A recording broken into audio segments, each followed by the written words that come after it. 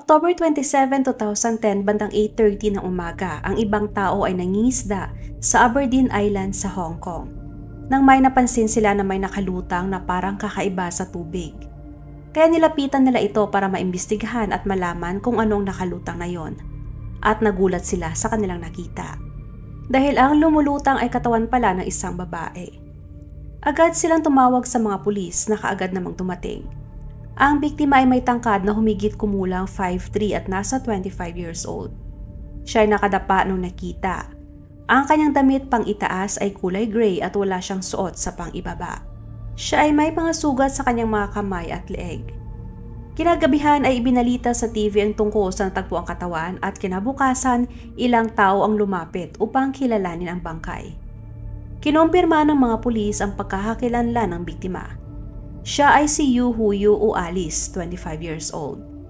Isang araw bago natagpuan ang katawan ni Alice, tinawagan ng kanyang mga katrabaho ang kanyang mga magulang para itanong kung bakit hindi ito pumasok sa trabaho. Sinabi ng mga magulang ni Alice na hindi rin natulog sa bahay ang kanilang anak. Makailan beses din nila itong tinawagan ngunit hindi siya makontak at hindi rin sinasagot ang kanyang telepono.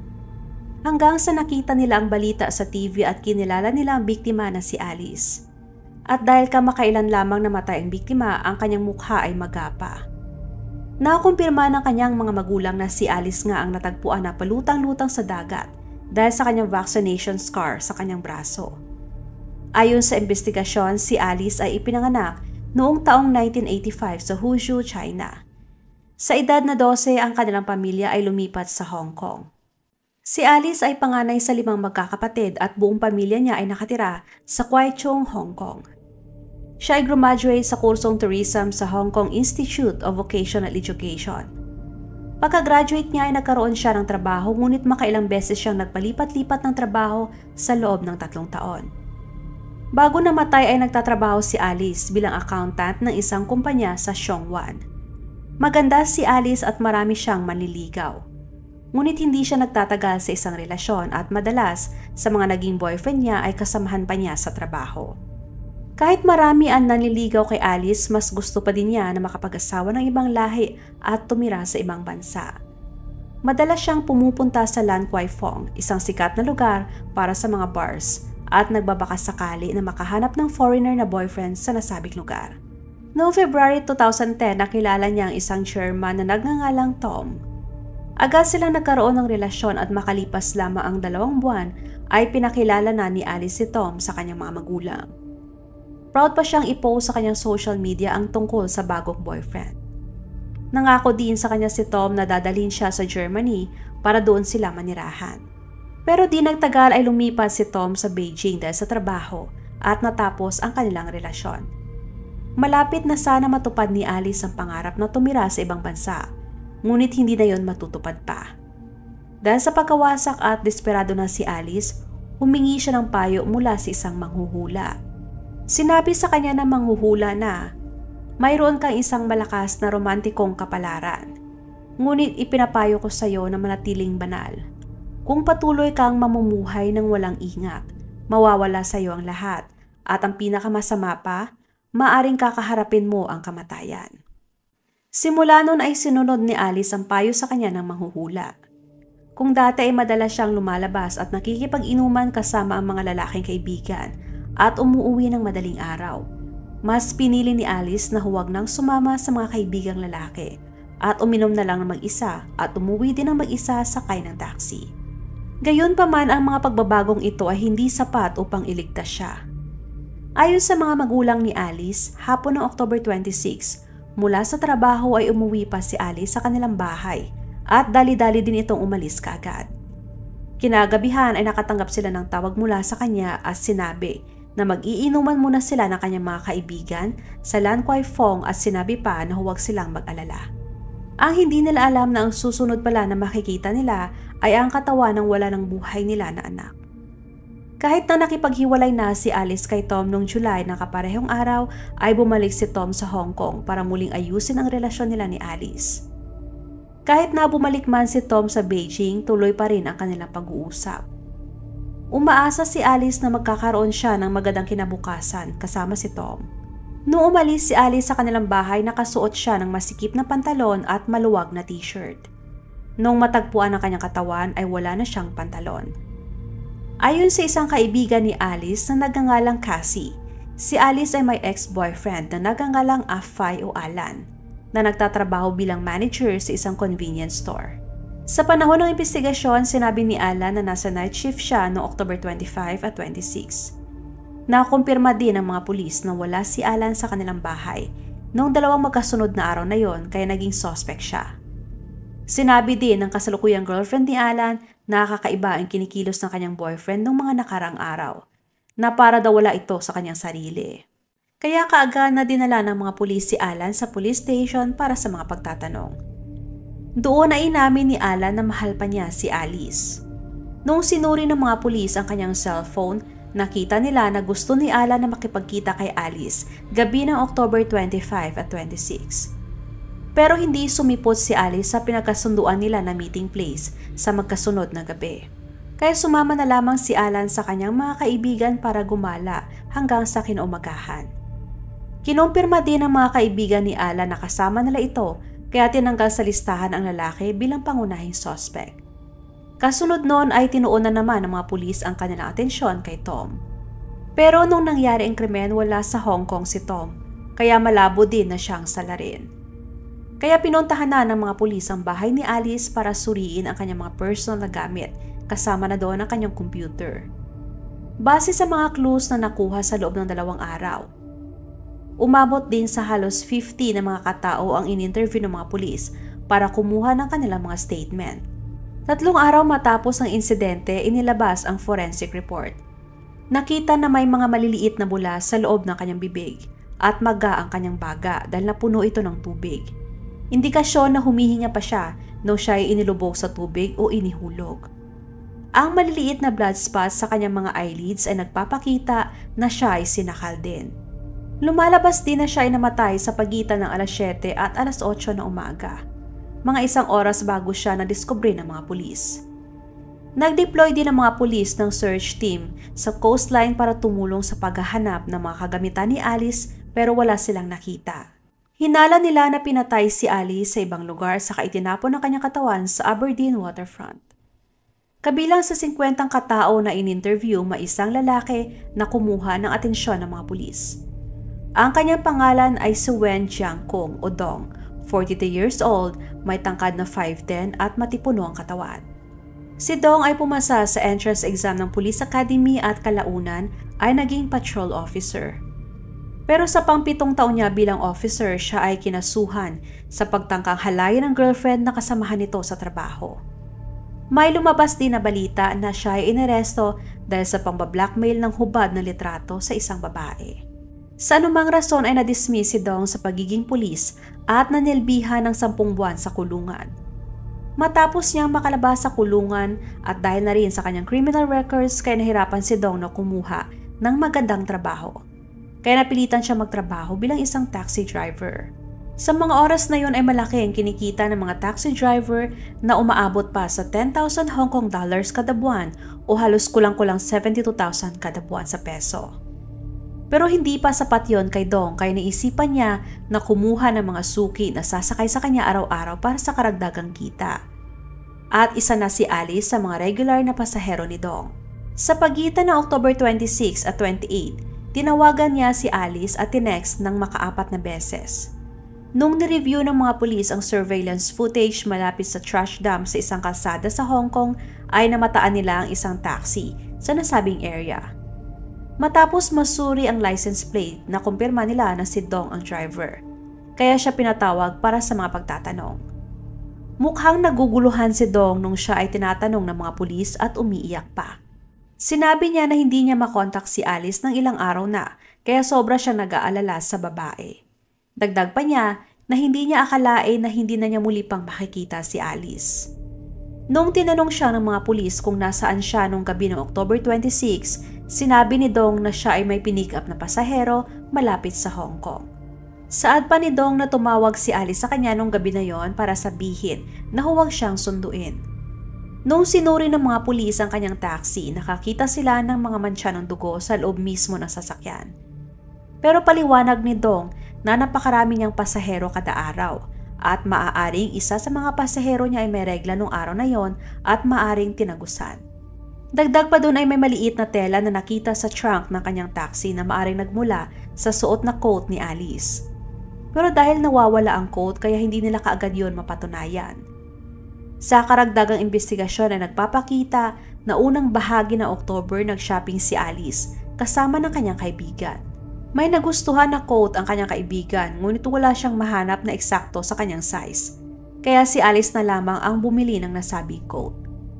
Tinunto ng mga pulis ang manufacturer ng coat at kumuha sila ng kaparehong design para maihambing sa nakitang tela sa taxi ni Dong.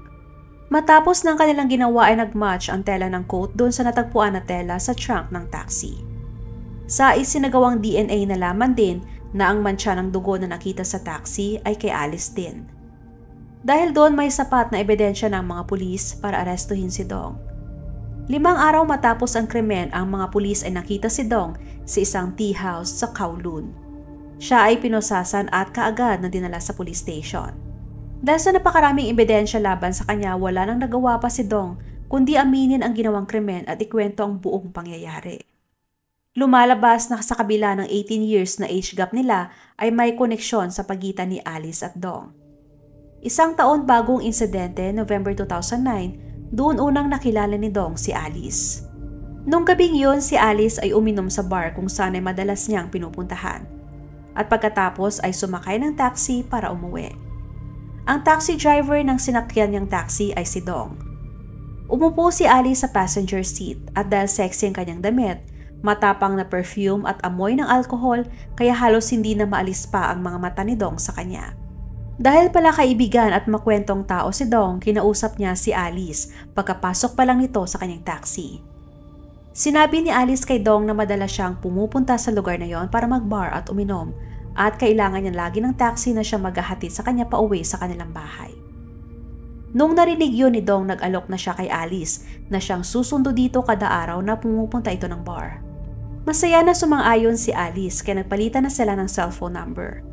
At sa loob ng 3 buwan ay naging regular na pasahero na si Alice ni Dong. Di nagtagal ay naging malapit sila sa isa't isa at nauwi pa sa mas malalim na relasyon. Nagsimula lamang yon nung pabirong nagsabi si Alice na kung pwede ba siyang mabigyan ng discount ni Dong sa kanyang pamasahe. At sa hindi inaasahan ay kaagad namang sumang-ayon si Dong. Dumating ang February 2010, hindi na lamang pasahero at driver ang kanilang relasyon. Nag-umpisa na din silang mag-date. Inamin ni Dong na unang kita pa lang niya kay Alice ay agad na siyang na-attract sa babae. Nag-umpisa na siyang ipag-drive si Alice ng libre papuntang trabaho. Siya rin ang nagbabayad ng kanilang pagkain sa tuwing sila ay lumalabas at paminsan-minsan ay binibilhan din niya ng regalo si Alice. Kahit na hindi naman ganoon kalaki ang kinikita ni Dong, willing siya na gumastos ng malaki para kay Alice dahil sa pagmamahal niya dito. Kapag nauubusan siya ng pera, nangihiram pa siya sa kanyang mga kaibigan.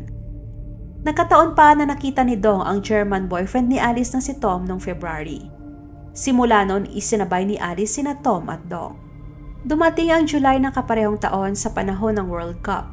Humiram ng 10,000 Hong Kong dollars si Alice kay Dong para ipambili niya ng mga gamit sa bahay. Pumayag si Dong sa isang kondisyon. Kailangang lumabas sila kada weekend para makapag-usap sila ng mabuti tungkol sa kanilang relasyon. Pumayag si Alice at kaagad namang nag-transfer si Dong ng pera sa account ni Alice. Simula nun kada linggo ay pumupunta na sila sa mga liblib at malalayong lugar. Hindi lamang para mamasyal o mag-date, may nangyayari din sa kanila. Kada may mangyari sa kanila, binibigyan din ni Dong si Alice ng 500 o di naman kaya ay 1,000 Hong Kong dollars. Tumagal ang ganong relasyon nila ng 3 buwan at sa mga oras na yon ay mas napapadalas na rin ang paghingi ni Alice ng pera kay Dong. Dahil sobrang nga niyang mahal si Alice, ibinibigay din niya ang bawat hiling ni Alice nang walang pag-alinlangan. Sa paniniwalang di magtatagal ay iiwanan na ni Alice si Tom para sa kanya. Ang hindi alam ni Dong na ang mga hinihiram at hinihinging pera sa kanya ni Alice ay iniipon niya pala para sa kanyang plano na pagpunta sa Germany. October 26, inimbitahan ulit ni Alice si Dong na magkita. Nung sinundo niya si Alice, nagmaneho si Dong papunta sa entrance ng isang sementeryo.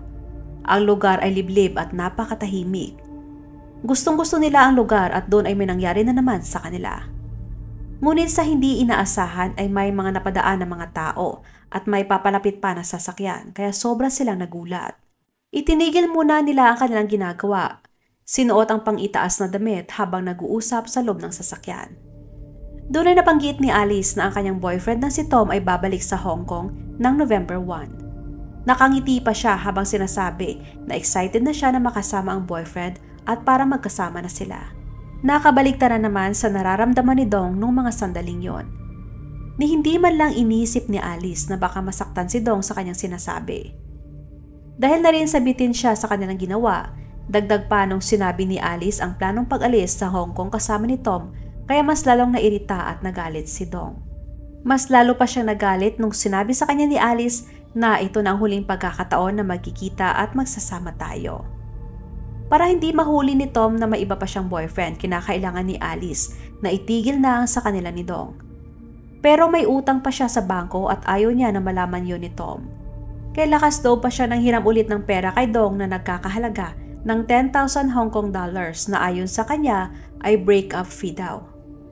Dahil sa sinabi niyang yon ay pagalit na nagsabi si Dong kay Alice na, "Pinakitunguhan kita ng maayos.